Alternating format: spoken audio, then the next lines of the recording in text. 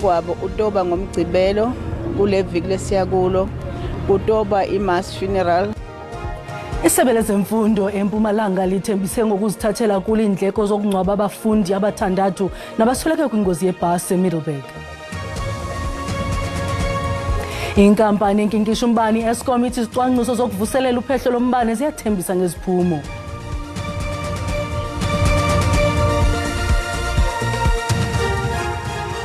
Molweni emakhaya nankuvimba wangokuhlwanje.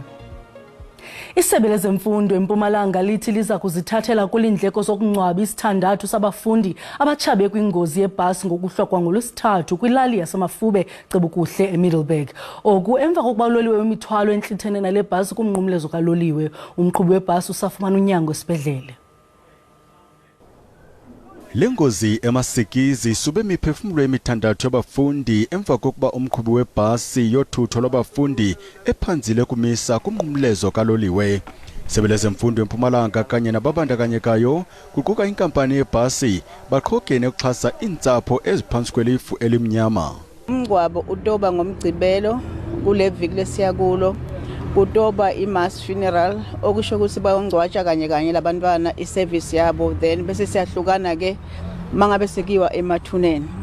Inkonzo yabo yesikhumbuzo itoba ngolosithathu khona lapha eMafube village. Isebe lezokhuseleko loluntu nensebenziswano kwiphondo lithi kungekudala iza kukhutshwa ingxelo yamazibulo ngale ngozi. Luphenyo lisachubeka kodwa ke umbiko loyo otawufaka phakathi into letiningana letifaka phakathi abashayeli bataw investigate kutawukhulunyisana nalabatibonele kutawubukwa nale ndzawo la kwendeke khona lengoti. Ukanti isebe lempilo liqinisekise ukuba abafundi abaleshumi sele bekhutshiwe esibhedlele. So far, we are left with 9 patients that are admitted. 5 are in Middleburg Hospital and 4 are in Witbank Hospital. Inkonzo yesikhumbuzo yamaxhoba iza kubanjwa ngolwesithathu logama inkonzo yomngcwabo yesininzi kulindeleke ibe ngomgqibelo. Usapho lokwayawa eKanana ngaseKlerksdorp kumntla-ntshona luthi kunzima ukwamkela ukulahlekelwa lelinye lelungu lalo uBen Yawa ubephakathi kwabantu abasibhozo abadutyule basweleka kwisiganeko sakwindawo yentselo eKanana ngempelaveki edlulileyo. Abarhanelwa bebexhobe befamacala ngemipu bambonzeleke kule ndawo yentselo kutyholwa kuba bekhangela bembaselisuthuze badubula umbumbumbu. Ibiyimeko yodakumbo kwinkonzo yesifihlo kaBen Yawa. Abahlobo nogxa bakhe baphume ngendlu bayokunika inkxaso kusapho olwehlelwe lishwangusha. Ubomi bukaYawa bunqanyulwe esazonwabele nabanye kwindawo yentselo ngethuba iindladi yazimbonzeleka zavulela ngerhuluwa kunzima ukwamkela kusapho. It's still very difficult. I would say these are early stages for us to first accept what just happened, do you understand? Abahlali bamemelela isiphelo kubundlobongela kulomandla. It's so painful. It's honest, it's so painful. So this must be stopped. We must stop this thing. We must stop this violence, you see. Kusenjalo kubanjwe abantu abane bavela phambi kwenkundla kaMantyi yaseOkni bajamelene namatyala ogebengo. Usapho lukwamkele ukubanjwa kwabo. We are happy that 4 people have been arrested within a very space of time after committing this crime. Really, we appreciate that. And it's not about appreciating that. There must be prevention measures that is gonna be in place. Abahanelwa balindeleke bavele phambi kwenkundla kwakho ngolwesithathu. Eskom uthi izicwangciso zokuvuselela uphehlo lombane ziyathembisa ngeziphumo. Le nkampani yombane ithi kwehlisiwe ukusetyenziswa kwediesel ngo-9.3 billion ukuze kunyuswe amandla emibhobho yegesi ukusukela ngomhla wokuqala kaApril ukuyoma ngowama-25 kulo nyaka.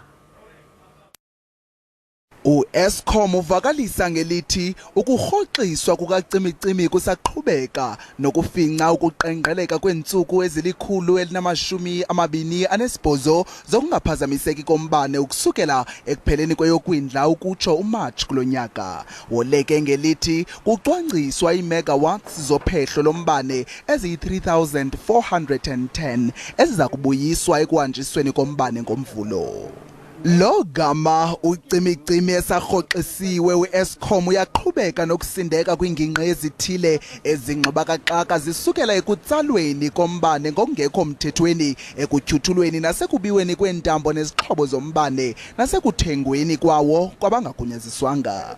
Ukanti ke ukuthintela umonzakalo nengozi eluntwini nkqu nokusindeka kwiinkonzo zokugqithisa umbane nokungakhokelela kwimigqaliselo yokunciphisa umbane nasekunqanyulweni kombane, we-Eskom uhlaba ikhwelo lokuba uluntu lubuyise unyawo ekutsaleni umbane ngokungekho mthethweni nanjengoko oku kungachaphazela gwenxa ingingqi ngokubanzi.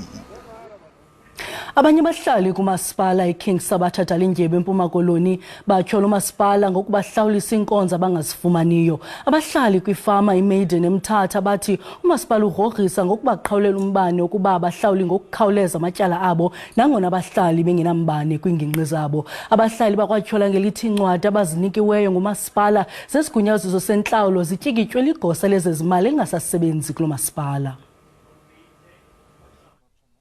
Aba bahlali bathi abanokwazi ukuwahlawulela amatyala kamasipala kuba angaphaya kokuqonda. Bathi abazifumani nezinkonzo kuthiwa mabazihlawulele kule ndawo. Kusaqhutyekwa nokwakhiwa izindlu ze-RDP kwaye kwezinye iindawo akukafakwa mbane. Fumene le ndlu kulo nyaka ophelileyo ngoSeptemba. Ngoku ndiye ndafumana le leta ifikiswa ngabantu bakwa-KSD. Kodwa ndifumanise uba kuthiwa yileta yombane. Apha ke ndiphila iparafini nokupheka phandle. Ndiphila sisibonelelo se-350. Bayasokola abantu bale ndawo, kweminye imizi akukho kwamntu uphangelayo. Abantu baxhomekeke kwimali yenkamnkam, ukanti abanye baxhomekeke kwimali yembombozi. Bayabuthandabuza ke kwa ubunyani bale mbalelwano bayifumeneyo. Xa siwajonga la matyala ngawe-services ezingekhoyo apha kulo masipala. Ngoku ke iyasibhidisa into yobana ngaba kwaleleta isayinwe ngumntu esithe sisawufika kwameya saxelela into yoba akakho. Andinayo iplani yokubhatala leli tyala kuba ndiphila imali yepeyi. Akekho umntwana osebenzayo. Yonke into nokutya yonke into ndiyazenzela, akho nto nemali zemibutho zitsala kwakule mali yepeyi. Yonke into ndiyenza kule mali yepeyi. Umasipala iKing Sabatha Dalindyebo uthi ufuna ukuqinisekisa ukuba imizi iyazihlawulela iinkonzo ezifumanayo.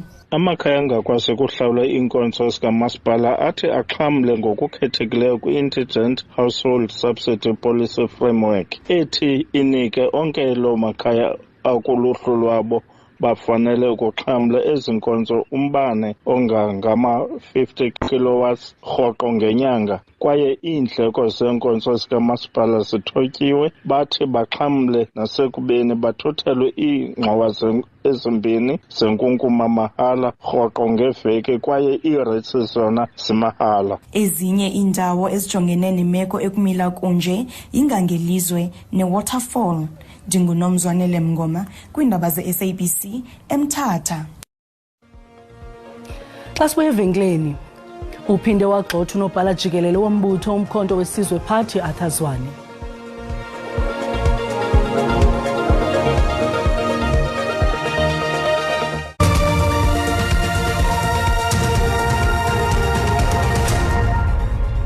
Sabukela indaba kwijelo iSABC 1 sisiza ngqo kwikomkhulu leSABC eAuckland Park eGauteng. Uyakwazi ke ukuzibukela kwakho nezindaba kwijelo leYouTube ngokuthi SABC Indaba zesiXhosa. Siyacela ukuba xa ubukela sicela ucofe ulike, sikwabongoza kanjalo ukuba ukamcofa usubscribe wenze njalo. Masiphinde sithi krwaqu kwinqaku elihamba phambili namhlanje. Isebe lezemfundo eMpumalanga lithi liza kuluthathela kuluxanduva lokungcwaba isithandathu sabafundi abatshabe kwingozi yebhasi ngokuhlokwa ngolwesithathu kwilali yaseMafube eCebukuhle eMiddleburg. Umphathiswa wezempilo uGqirha Aaron Motsoaledi uxelele abafundi bobugqirha ukuba iza kuba impumelelo inkqubo ye-NHI. Motsoaledi bethetha kwinkomfa yezempilo kwidyunivesithi yaseSifako Marhato eGarangua ePitoli. Abestudio sinentatheli yelijelo nebezindlebe namehlo ethu kule nkomfa uKelvin Dludla. Kelvin, siyakwamkela. esibingelele kuwe umsakazi weindaba sibingelele nombukeli esekhaya. Inkosi kakhulu ngexesha lakho ingaba yintoni le NHI? I-NHI Sisanda Jonas nombukeli uhlelo olusungulwa uhulumeni uhulumeni usungula uhlelo lokuthi ke abantu abadla imbuya ngothi noma abangakwazi ukuzenzela izinto abangenayo imali enele bakwazi nabo ukuthola usizo lwezempilo olusezingeni okusho ukuthi ke uma ngabe ukuthi umuntu ubekwazi ukuthi ahamba esibhedlela sika uhulumeni afika athola usizo iningi labantu belikade lihlale likhala ngokuthi uma ngabe liye ikhungweni kahulumeni alithola usizo lwenele ngoba kuyaye kufike lapho uthola ukuthi umuntu uyakhala ukuthi ngihlala isikhathi eside ngishikisha amabhentshi mangifika bavele banginika amaphilisi ngahamba bangisizanga ngoba uhulumeni akanayo imali kodwa mangabuya kule indawo lezo ezibizwa phecelezi ngesingisi ama private ufika uthola usizo manje uhulumeni uthi ke uyabona ukuthi kunegebe phakathi kwabadla imbuya ngothi nalabo abadla izambane lika Pondo phecelezi sekune inequality so uhulumeni uthi ufuna ukuthi akuqede lokho ngokuthi labantu laba abadla imbuya ngothi bakwazi nabo ukuthola usizo lwezempilo olusezingeni mahala ikakhulu ngabantu abangathathi into enabo uthetha ngabo ibachaphazela njani ke aba bane medical aids ushilo ke uhulumeni ke ukuthi ke laba abane medical aid ke angeke baze bakwazi ke bona vele ke ukuthi bathole usizo lelo livela kuhulumeni okusho ukuthi ke ikusasa le medical aid into ezothathwa njengento eshabalalayo engeke isasebenza ndawo nokuyinto ke osomnotho abathi izokhahlameza kakhulu ke inkampani lezi ezikhiqiza imshanguzo le noma inkampani lezi ezimele ngoba besazi ukuthi abantu laba abanemali mangabe behambile beya kuma private hospitals bayakwazi ukuthola usizo olusezingeni kodwa manje into esizokwenzeka bazokwazi nalaba abadla imbuya ngothi ukuthola usizo olusezingeni olufanayo nalolu litholwa abantu abane medical aid okungenza ukuthi umuntu one medical aid agcine kungasamsizi ngalutho Sisanda ingaba ke umphathiswa uthi ngawapha amanyathelo azakuthathwa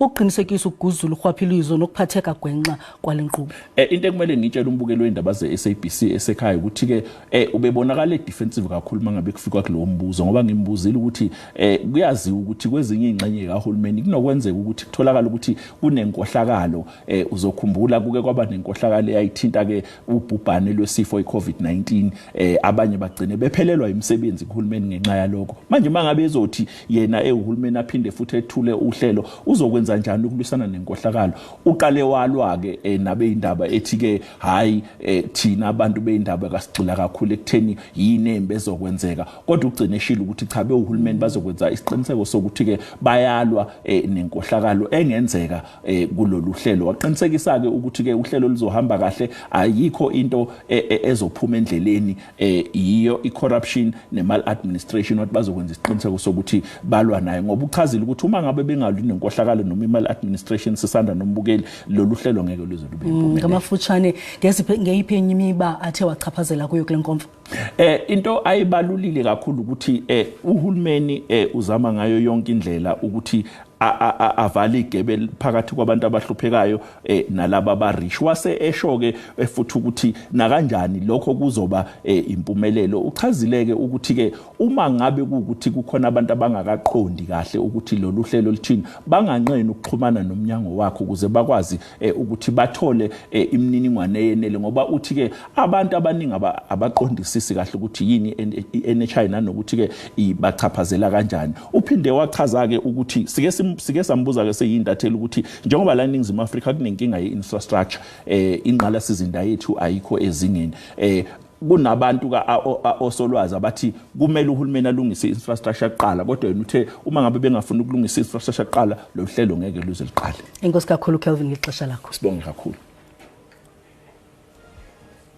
Ingxoxo kazwelonke ibiphambili kusuku lwesithathu lwenhlanganiso yesigqebe esiphezulu se-ANC isithethi sethutyana se-ANC umnumzana Zuko Hlimpi uthi obesakuba ngumongameli we-ANC umnumzana Thabo Mbeki uthe thaca uxwebhu lwakhe malunga nengxoxo kazwelonke kwisigqebe esiphezulu se-ANC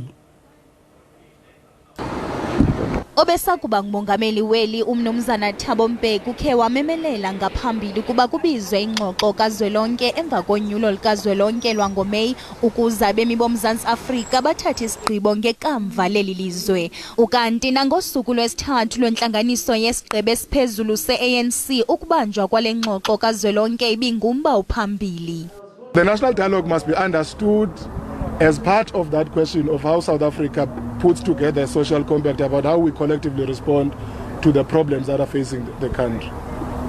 So because the former president and the other foundations have also been speaking about the matter, it was important that as senior leaders of the ANC, they present to the National Executive Committee of the ANC what should be the substantive approach to the national dialogue and how do we get it to be as representative as possible and as legitimate as possible in the eyes of the people of South Africa.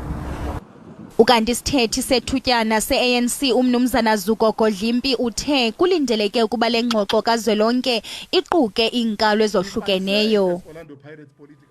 Owesakuba ngumongameli uJacob Zuma uphinde wagxotha unobhala jikelele wombutho umkhonto wesizwe Phathi Arthur Zwane. uPhumlani Mfeka we-MK unqinisise ubunyani belete ethe yanwenwa nalapho uZuma eye wabalula uZwane njengokhohlisa iqela le-MK Party. NgoJuni uZwane warhoxa ngokusesikweni ebalula umsebenzi wakhe oqubisana neminqweno yoshishino ayilandelayo. Kukulandela ukubuyiselwa kuka-Arthur Zwane kweyekhala ukutsho ngoJulayi njengonobhala jikelele emva kokuba inkokheli yeliqela uJacob Zuma ekukhabile ukurhoxa kwakhe. uZwane uberhoxile kwesi sihlalo ebalula umsebenzi omninzi oza nesi sihlalo noshishino lwakhe ze iqela le-MK Party lachonga uSifiso Maseko endaweni yakhe. Isithethi se-MK Party uNhlamulo Ndlela uthe uMaseko obengene ezihlangwini zikaZwane uphinde watyalwa kwisebe eliphathelene abasebenzi ukuqinisa amagosa wangaphakathi. i-MK Party ibhengeze ukususwa kuka-Arthur Zwane esihlalweni sakhe njengonobhala jikelele, isigqibo esithatyathwe inkokheli yeliqela uJacob Zuma emva kweenkxalabo zobunkokheli bukaZwane nemiba yangaphakathi yeliqela.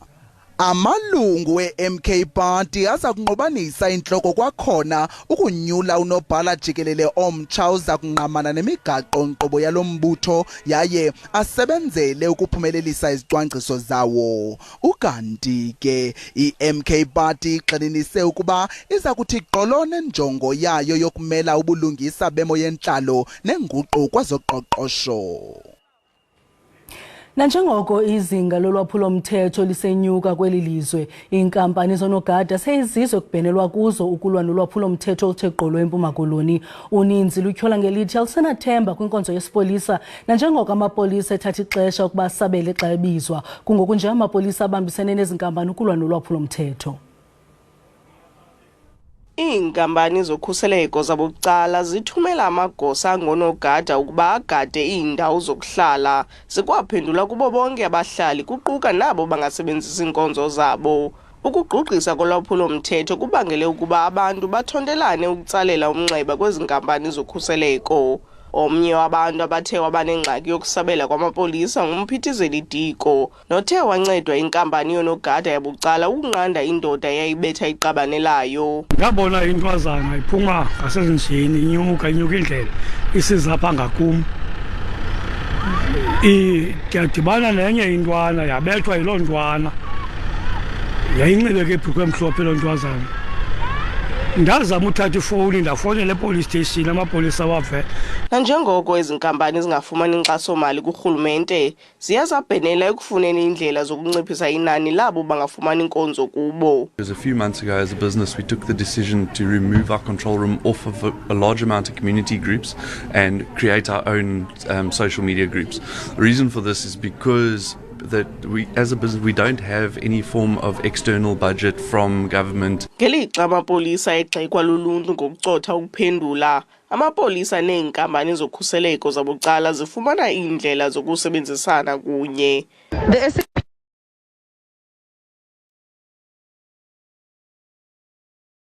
The government departments, all other law enforcement agencies, including private security.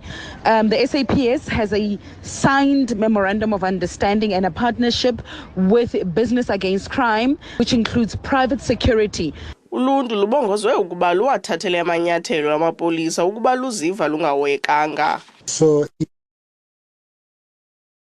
evidence is available to show that the police acted or failed to protect the public, then the public or any member of society can be able to sue the Department of Police. Nangona izinkampani zisebenza phansi kweemeko ezinzima nezixhobo ezinqongopheleyo, Iinkampani zokhuseleko ziselithemba kubahlali abazifumana bengamaxhoba ezikrelemnqa.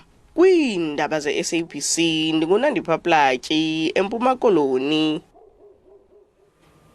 Umbutho ongenzi inzuzo oncedisa abafundi kwizifundo zabo iNew Horizon Tutors eQonce eMpuma Koloni uthi abafundi kwizikolo zamabanga aphantsi kufuneka baqheliswe izifundo zezibalo nezenzululwazi beselula ukubakhuthaza ukuba bagqwese kwezi zifundo kwaye bazithande naxa bekumabanga aphakamileyo. Lo mbutho unceda abafundi abangaphaya kwekhulu abaphuma kwizikolo ezihlelelekileyo eNdevana. Lo mbutho uthi ufumanise ukuba sisibini sabantwana kuphela esibonisa umdla kwizifundo zenzululwazi nobalo kwishumi labantwana besikolo. Ukwakholela ukuba esi sesinye sesizathu esinefuthe ekudodobaleni kwezinga lokuphumelelwa kwezi zifundo ngabantwana besikolo nesinefuthe ekudodobaleni kweziphumo zenzululwazi kwibanga leshumi. Umbutho iNew Horizon Tutors umemelela ukuba isebe lezemfundo linika inkxaso emandla kwizifundo zenzululwazi kwizikolo zamabanga aphantsi njengokusenza kwizikolo zamabanga phezulu. Sijongile into ba urhulumente kazwelonke norhulumente wasempuma Koloni ujonge kakhulu ku grade 12 and ke ufaka kakhulu nemali xa unezi programs fana no Gen and others ezifocusa ku grade 12 but sithi thina ibalekile into mana sijonge kubantwana aba basakhulayo so that bathi befika kwa grade 12 babe bemo of indlela yokupasa kwabo. Onomngqusho nonomngqushwana bebeyinxalenye yeliphulo baneminqweno emihle ngemfundo nekamva labo bekwathi banethemba lokuba lamaphulo aza kubancedisa kwizifundo zabo. Ndifuna uqala ku-medical school ndiyayibonga le ndawo engincedise so ngikwazi imaths yam because sometimes andikwazi sometimes ndiyakwazi so inkosi kule program engincedisile. Mna ndiyayithanda isayensi ndifuna tuzi nje benilapha nje ndincediseke kuyo zonke izinto endizenzayo because ndilapha nje ndizofuna ulwazi. Kukwabongozwa nabahlali ukuba bakhusele izikolo kwingingqi zabo khona ukuze kulondolozwe inkonzo ezingundoqo nezincedisa ekumeliseni ikamva labantwana besikolo. Ndingusidima Mfiku kwindaba ze-SABC ndiseQonce.